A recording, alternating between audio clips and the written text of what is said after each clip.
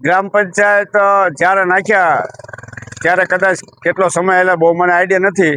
મારું નામ સુખાભાઈ વાળા, પૂર્વ સરપંચ અમરાપુર ગામ, પૂર્વ તાલુકા પંચાયત સદસ્ય, સામાજિક કાર્યકર્તા. આ ગામના ઘણા આગેવાનો દ્વારા પરિચિત છે. મેં અનેક વખત તલાટી મંત્રીશ્રીને તેમજ તાલુકા વિકાસ અધિકારી સાહેબને ધ્યાન દોરેલું. આ કેમેરા ફિટ થયા ત્યાર પછી કેટલા ટાઈમ હાલ્યા જ નથી. 16 કેમેરા છે, તેમાંથી એક જ કેમેરો ચાલુ છે. ગ્રામ પંચાયતનો તમામ બંધ છે. અમુકના તો વાયર પણ કાપી નાખેલા છે. એ તમે આગળ તમારી રીતે જાતે શૂટિંગ બનાવ્યું છે. એટલે વિશેષ તો મારે કાંઈ નથી કહેવું. આ ગ્રામ પંચાયતના 3,90,000 રૂપિયાના સીસીટીવી કેમેરા છે.